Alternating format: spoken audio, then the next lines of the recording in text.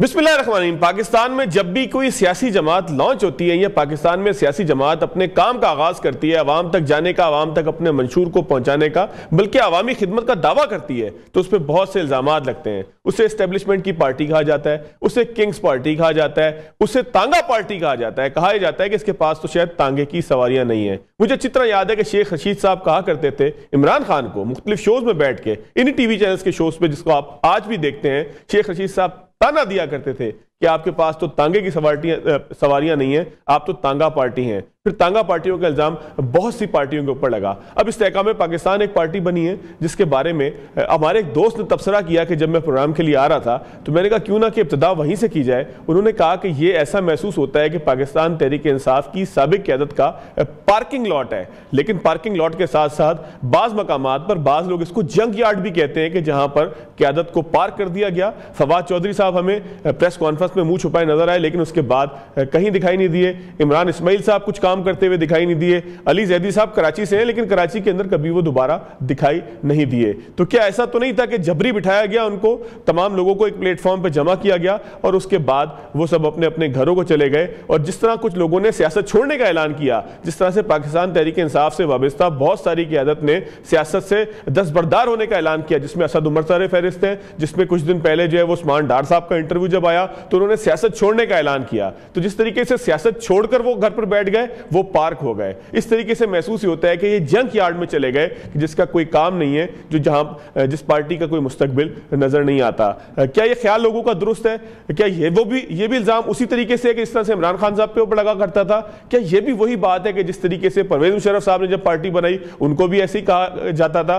पाकिस्तान की सियासत में जाहिर है कि बहुत सी पार्टियों को तांगा पार्टी कहा गया, लेकिन बाद में ऐसा भी हुआ कि एस्टेब्लिशमेंट की नजर करम की वजह से या शायद अवामी हिमायत की वजह से, शायद इसलिए लगा रहा हूं कि इल्जामात हमेशा लगते रहते हैं कि किसी के पास भी पाकिस्तान में अवामी हिमायत नहीं थी। अगर पाकिस्तान पीपल्स पार्टी का तस्करा करें तो कहा जाता है कि जुल्फकार अली भुट्टो डैडी कहा करते थे अयूब खान साहब को। अगर पीएमएलएन की बात करें तो कहा जाता है कि जनरल जिलानी से जिनकी नवाज़शात थी कि जिसकी बुनियाद पर मियां नवाज शरीफ आज मियां नवाज शरीफ की हैसियत से पहचाने जाते हैं, जो पाकिस्तान के 3 मरतबा साबिक प्राइम मिनिस्टर है। बहरहाल पाकिस्तान की सियासत है, जनरल शुजा पाशा का किरदार भी इसके अंदर कोई ढका छुपा नहीं है। 2011 के जलसे में कहा जाता है कि अगर कराची की बात करूं तो वहां पे बहुत सारे ऐसे लोग लाए गए, मुझे ऐसे लोग मिलते हैं, मैं जिनसे लोगों को मिलवा सकता हूं, जिनका इंटरव्यू कर सकता हूं, जो दावा करते हैं कि हम पैसों की बुनियाद पर इमरान खान के जलसे के अंदर मज़ार कायद पर लोगों को लेकर गए। लेकिन उससे ज्यादा मशहूर जलसा तो लाहौर के अंदर था, जहां कुछ फैन क्लब भी था और जहां पर कुछ लोगों को लाया भी गया था। लेकिन बहरहाल पाकिस्तान की सियासत में ये बातें होती रहेंगी।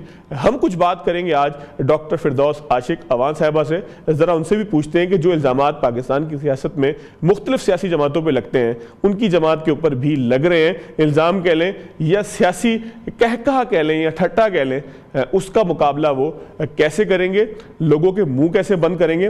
और इसके साथ साथ अगर इमरान खान इसी तरीके से जेल में रहते हैं और बल्ले का निशान बैलेट पेपर पे मौजूद नहीं रहता, तो क्या पाकिस्तान के अवाम इंतखाबात को तस्लीम करेंगे? ये ख्याल है, ज़ाहिर सियासी जमातों ने इसका जवाब देना है। और प्रोग्राम के आखिरी हिस्से में चलेंगे, कुछ बात करेंगे पाकिस्तान में एक बड़ा एग्रेसिव ऑपरेशन हो रहा है उन बाशिंदों के खिलाफ के जो पाकिस्तान में गैर कानूनी तौर पर मुकीम है, जिनमें सबसे बड़ी तादाद अफगानियों की, अफगानिस्तान से ताल्लुक़ रखने वाले लोगों की है, कि जो यहाँ पर कई सालों से रह रहे हैं, कई दिहाइयों से रह रहे हैं।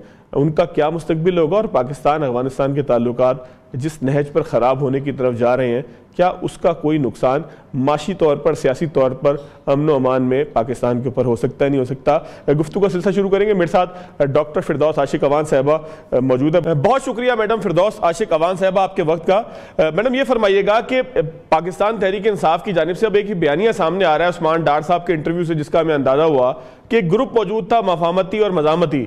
इस वक्त सूरत हाल ये है कि कुछ लीडरान ऐसे हैं कि जो कैदो बंद की सहूबतों के बाद अब इकबाली बयान दे रहे हैं, बता रहे हैं कि किस तरीके से अडियाला जेल के कैदी ने उनको रागिब किया कि वो जो है वो हसास तंसीबात के ऊपर, मिलिट्री तंसीबात के ऊपर हमला करें, या जो है वो उनकी गिरफ्तारी के मौके पे किसी किस्म का एक हंगामा करें।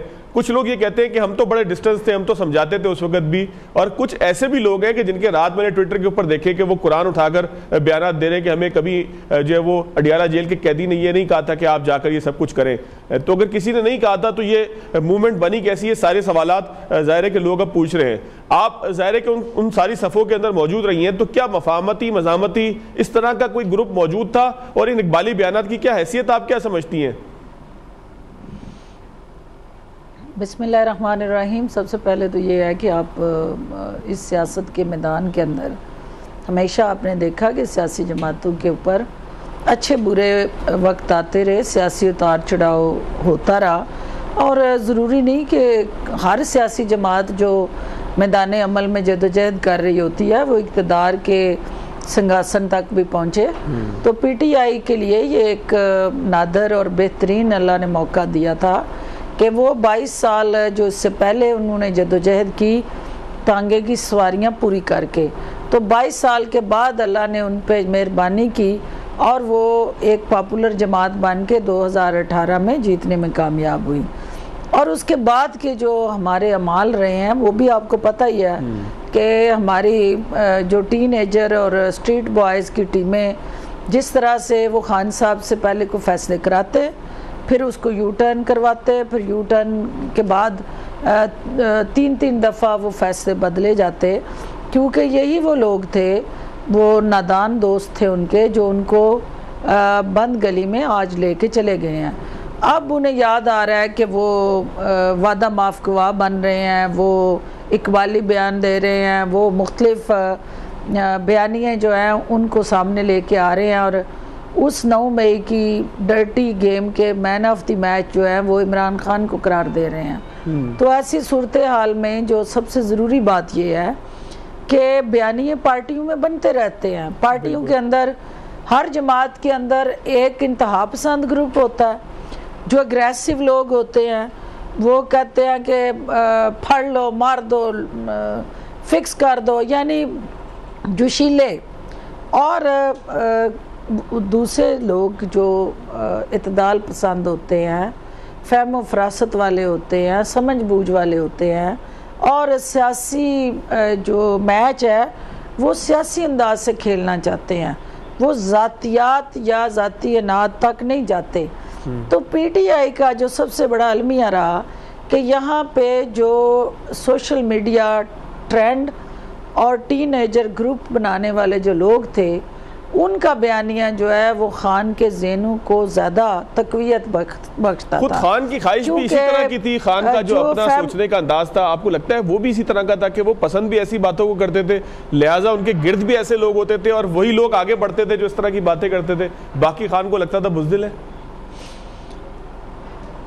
دیکھیں اس میں جو 6 پرائم منسٹرز کے ساتھ مجھے موقع ملا کام کرنے کا, میں نے یہ پہلے پرائم منسٹر دیکھے تھے کہ جنہوں نے 4 گھنٹے 5 گھنٹے میڈیا اسٹریٹجی کی میٹنگ لینا, اور میرے لیے بھی یہ حیران کن بات ہوتی تھی کہ پرائم منسٹر کی سیٹ پہ سر کھجلنے کی فرصت نہیں ہوتی, آپ کے پاس نیشنل ایشوز اور اتنے چیلنجنگ امپورٹنٹ اسائنمنٹس ہوتی ہیں کہ آپ 4-5 گھنٹے میڈیا اسٹریٹجی میٹنگ میں نہیں بیٹھ سکتے, سپوکس پرسن میٹنگ میں نہیں بیٹھ سکتے. لیکن یہ واحد پرائم منسٹر تھے کہ جن کی یہ خواہش ہوتی تھی کہ جو نیریٹیو ہے اس کو ہیمر کرنا ہے, اس کو بیچنا کیسے ہے, اس کو ریپیٹیشن کیسے کرنی ہے, اور اس کے اندر ٹرینڈ کیسے بنانا ہے. تو آج آپ لاکھ ہمارا ان سے اختلاف ہو, کام ہو نہ ہو,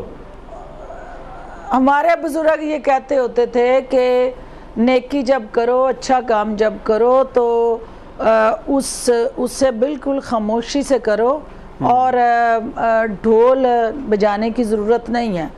پھر ایک وقت آیا کہ انہوں نے جب دنیا کے حالات دیکھے تو انہوں نے کہا اچھا چلو بیٹے سوشل ورک کرنا ہے, لوگوں کی بھلائی کرنی ہے, تو ایک ہاتھ سے ڈھول بجا لو, ایک ہاتھ سے کام کرو. لیکن پی ٹی آئی میں آ کے ہمیں پتہ چلا کہ دونوں ہاتھوں سے ڈھول بجانا ہے اور کام کرنے کے لیے ہاتھ بچا ہی نہیں. تو آپ نے جب ڈھول ہی بجانا ہے تو اس ڈھول کا جو امپیکٹ ہے وہ لوگوں کے ذہنوں پہ آیا, اور آج آپ دیکھ لیں کہ وہ جو بیانیہ ان کے ذہنوں میں فکس ہوا ہے, تمام تر مشکلات جو آپ دیکھ رہے ہیں, تو جو ان کے سحر میں گرفتار ہیں, جو لوگ تو ان کے سحر سے باہر آ جاتا ہے وہ صراط مستقیم پہ آ کے وہ ایاک نعبد و ایاک نستعین کی جو جماعت جو ہے وہ گمراہی کا شکار تھی, جب وہ صراط مستقیم پہ آ کے ان کے سحر سے باہر آ کے وہ سچ بولنے لگ جاتا ہے تو وہ پھر پارٹی میں غدار بن جاتا ہے. تو یہ ساری چیزیں اصل میں جب آپ ایک ہائپ کریٹ کرتے ہیں, جب آپ ایک ایسا انتہا پسند سوچ کے ساتھ جتھا تیار کر دیتے ہیں, تو وہ جتھے بنانے والے جو ہیں کبھی ان کا انجام جو ہے آپ نے دیکھا ہے کہ وہ امن پسند نہیں ہوا. ہمیشہ جتھا جو ہے یہ فرمائیے گا کہ عثمان ڈار صاحب کی والدہ آپ کہتی ہیں کہ میں سیالکوٹ کی جو سرزمین ہے وہاں سے الیکشن لڑوں گی. ظاہر ہے آپ کا شہر ہے, اس لیے یہ کوشچن آپ سے بڑا ریلیونٹ ہے. تو کیا خاندانی طور پر آپ کو لگتا ہے کہ ان کا اتنا کوئی اثر و رسوخ موجود ہے کہ جس کی بنیاد پر وہ خواجہ آصف کو یا پھر جو بھی ان کے مقابلے میں ہو, چاہے وہ پھر آپ ہوں یا کوئی بھی کسی اور پارٹی کا ہو, وہ اس کو چیلنج کر سکتی ہیں؟ کوئی حیثیت نظر آتی ہے آپ کو ان کے ایگریشن کی, ان کے بیان کی؟ دیکھیں, پہلی بات تو یہ ہے کہ وہ میری ماں ہیں اور میں ان کو اپنی ماں کی طرح عزت بھی کرتی ہوں اور پیار بھی کرتی ہوں, لیکن مجھے ان کی ذات سے اختلاف نہیں ہے. مجھے دھرتی ماں کے ساتھ جڑا جو ان کے بچوں کا عمل ہے, مجھے اس سے اختلاف ہے, کیونکہ ماں کا احترام اپنی جگہ ہے, لیکن دھرتی ماں کا وقار جو ہے وہ جب مجروح ہوگا تو میرا فرض ہے ایک شہری ہوتے ہوئے کہ میں کم از کم اس دھرتی ماں کے وقار کا تحفظ کروں.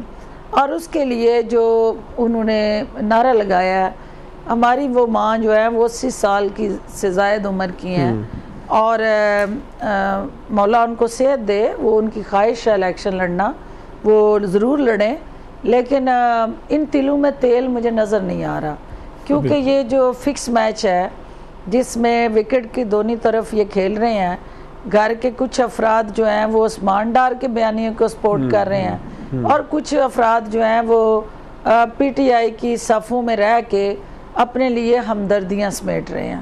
تو یہ دو محاذوں پہ جو لڑ رہے ہیں یہ منافقت ہے. تو سیاست کے اندر جو ہے یا مخالفت ہوتی ہے یا حمایت ہوتی ہے. منافقت جو ہوتی ہے سیاست میں وہ ہمیشہ جو ہے وہ زہر قاتل ہوتی ہے. تو یا وہ پی ٹی آئی کی مخالفت کریں یا وہ پی ٹی آئی کی حمایت کریں. یہ منافقت والا کام جو ہے نا کہ آدھے گھر کے افراد جو ہیں وہ ایک طرف کھڑے ہو جائیں, آدھے ایک طرف کھڑے ہو جائیں. لیکن یہ تو ہم نے ماضی میں بھی دیکھا نا, اسد عمر صاحب تھے, زبیر عمر صاحب تھے, الگ الگ پارٹیاں تھیں, دشمن پارٹیاں تھیں ایک دوسرے کی. تو یہ تو پاکستان میں ماضی میں بھی ہوتا رہا ہے کہ دو بھائی ہیں, دو ایک جگہ جو ہے وہ کسی اور کا پرچہ ہوتا رہا, لیکن اس طرح مینجڈ, انجینئرڈ اور مینیپولیٹڈ طریقے سے نہیں ہوتا رہا. یہ ساری جو آپ گیم دیکھ رہے ہیں یہ ایک منافقت کی سیاست کا پیش خیمہ ہے. گڈ کاپ بیڈ کاپ کی سیاست ہے, اس کو اس طرح سے کہہ سکتے ہیں. آف کورس وہ چاہتے ہیں کہ وہ پی ٹی آئی کی صفوں میں بھی زندہ رہیں اور ساتھ وہ چاہتے ہیں کہ ہمارے 9 مئی کے جو سیاہ کاریاں اور سیاہ عمل ہیں وہ بھی دھل جائیں. تو ایک وقت میں وہ دو شکار کرنا چاہتے ہیں ایک تیر سے. بالکل ٹھیک ہے. اچھا میڈم, تھوڑا سا مزید آگے کی طرف آئیں. اڈیالہ جیل میں ایک صاحب قید ہیں, ان کی پارٹی موجود ہے, بلے کا نشان ہے. سنیں آپ لوگ بھی کوشش کر رہے ہیں کہ بلے کا نشان آپ کے پاس آ جائے, یہ بھی بتا دیجیے گا. اور اگر ان کے بغیر الیکشن ہوتے ہیں تو آپ کو لگتا ہے کہ پاکستان کے اندر ان کو شفاف سمجھا جائے گا, منصفانہ سمجھا جائے گا, عوام قبول کر لیں گے, دنیا قبول کر لے گی, عالمی میڈیا قبول کر لے گا, عالمی برادری قبول کر لے گی؟ دیکھیں, یہ پہلے تو اس خبر کو سختی سے میں اس کی تردید کرتی ہوں کہ ہم نے بلے کے نشان کے لیے اپلائی کیا. ہم نے جو نشان مانگا ہے وہ ہمارا شاہین کا نشان ہے اور اسی کے لیے ہم تگ و دو کر رہے ہیں. جو بلے کے نشان نہیں, بلے کے حوالے سے ایک اون چودھری صاحب نے ذاتی حیثیت میں پٹیشن فائل کی ہے کہ ایک دہشت گرد جماعت جو ہے اور ایک ایسی جماعت جو 9 مئی جیسے واقعات میں ملوث رہی ہے اور اب ان کے گھر کے بیدی جتنے تھے انہوں نے لنکا ڈھا دیا ہے, انہوں نے بتا دیا ہے کہ یہ کس مقصد کے لیے انقلاب آ رہا تھا, کیا بغاوت کا مقصد تھا, کس کو عہدے سے ہٹانا چاہتے تھے. یہ ساری چیزیں انہوں نے آلریڈی بیان کر دی ہیں. تو ہمارا شاہین کا نشان ہے اور ہم اسی نشان سے الیکشن لڑنا چاہتے ہیں. ٹھیک ہو گیا. اچھا میڈم, ایک آخری چیز اگر آپ مجھے بتا دیں کہ قابل قبول ہوں گے نہیں ہوں گے یہ تو اس کے اوپر تو بات ہوگی، لیکن ایک سوال یہ پیدا ہوتا ہے کہ آپ کی پارٹی جس طرح سے چمکی تھی، جس طریقے سے ایک خوبصورت سا اسٹیج سجا تھا، اس پہ بڑے بڑے لیڈران آ کر بیٹھے تھے، اس طریقے سے پھر آگے جو ہے وہ خاموشی کچھ محسوس ہوتی ہے. تو کیا الیکشن کی تاریخ کا اعلان ہونے کے بعد تیزی آئے گی؟ کیا کس طریقے سے پارٹی کو منظم کر رہے ہیں؟ کچھ تھوڑا سا پتہ لگے لوگوں کو. دیکھیں، پہلی بات تو یہ ہے کہ چونکہ ہم رجسٹریشن کے پروسیس میں تھے، انلسٹمنٹ کے پروسیس میں تھے، جب تک کوئی چیز جو ہے وہ انلسٹ نہیں ہو جاتی ابہام رہتے ہیں اور کلیئرٹی نہیں رہتی. تو جو ہم نے پہلا شو کھڑکی توڑ شو کیا وہ آپ کے سامنے تھا. اس کے بعد جو ہے ہم انڈیویجول ٹو انڈیویجول پہ گئے، کیونکہ ہم نے اپنی اسٹریٹجی چینج کی. ہم بجائے اس کے کہ وہ 150 لوگ ایک جگہ بٹھا کے تو ہم کہیں کہ یہ پارٹی بن گئی ہے، تو ہم نے یہ اسٹریٹجی چینج کی کہ ہم ہر ہفتے اپنے جو نامور لوگ ہیں ان کو جوائن کرائیں اور ان کی علیحدہ سے خبر ریلیز ہو، بجائے اس کے کہ وہ لوگ دب جائیں اور جو جوائن کرے یا ان کا ایک نام ہے، ایک قد ہے، تو وہ ایک دوسرے کے قد اور نام کے اندر مکس اپ ہو گئے اور ان کی اس طرح سے ہم پذیرائی نہ کر سکے جس طرح ان کا حق بنتا تھا. اس لیے اس اسٹریٹجی کو بدلا گیا اور ہم نے اس کو ہفتہ وار ڈیلی بیسس پہ ترین صاحب کی میٹنگز ہو رہی ہیں، علیم خان صاحب کی میٹنگز ہو رہی ہیں، لوگ ہمیں جوائن بھی کر رہے ہیں، ہم ان کی ویڈیوز بھی ریلیز کرتے ہیں، پریس کانفرنس بھی. اور یہ ابھی آپ نے دیکھا انور سیف اللہ فیملی اور انعام خشام جیسے لوگ جو ہیں کے پی کے سے، وہ بھی ہمارے ساتھ ان کی خواہش ہے، اور بھی بے شمار لوگ ہمارے ساتھ لائن میں لگے ہوئے ہیں جن کے ساتھ ہم انگیج ہیں، کنسلٹیشن کر رہے ہیں اور ہم سٹیپ بائی سٹیپ جو ہے آگے بڑھ رہے ہیں. دیکھنا یہ تھا کہ سیاست کا مستقبل جو ہے آنے والے دنوں میں وہ اونٹ کس کروٹ بیٹھتا ہے. بالکل ٹھیک ہے، بہت شکریہ میڈم آپ کے وقت کا.